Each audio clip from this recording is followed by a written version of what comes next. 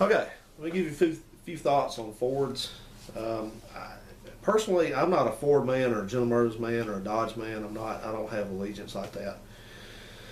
But my personal feeling on Fords is that at least through the late '90s and early 2000s and onward, that the quality, there's been more quality in their cars and trucks.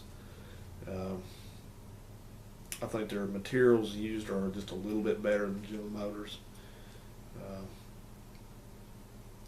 but that's not to say they didn't have problems. There was a few cars that really uh, stunk, but a couple in particular Fords that I would avoid.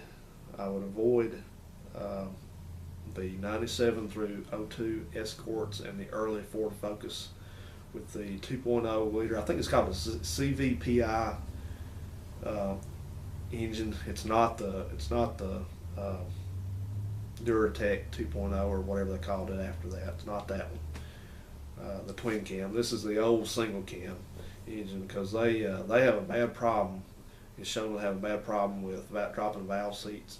Basically, a valve seat is just when you have a valve in the head and it's an aluminum head, and that valve, you can't have it just seating against aluminum. It would beat that out very quickly. So it has a pressed in hardened steel little ring is what that is. And actually all heads have those, even steel heads. But those things are supposed to stay in there the life of the engine. They're never supposed to, if they drop out, you have pretty catastrophic results. Sure enough,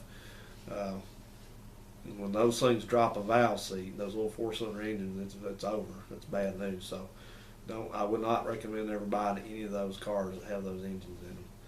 And I think I would probably avoid the early Taurus, like before '04, because they had a different transmission that was not that great. Um, I would probably be real wary of any of those Expeditions, the trucks that have a 5.4 in them, because they are known to spit spark plugs. Even a 4.6 is known to do that. So that's not a terrible thing, but it can get expensive if you're one of these folks that you don't do any of your own work and you have to take the thing in to have it fixed, and that can get expensive. So I'm leery of those. There are a few Fords I do really like. I like the '04 on up Taurus because they've been pretty reliable for the most part, and they're a tough car.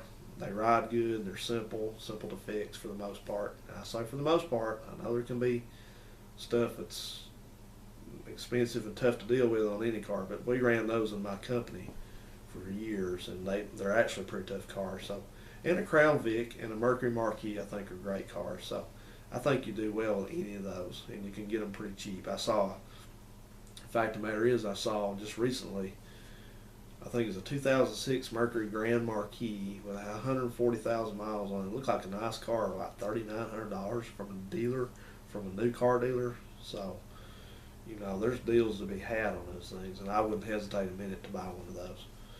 So, the rest of them, Focus and things like that, I've driven one. I wasn't terribly impressed with it. That's basically a Mazda. So, just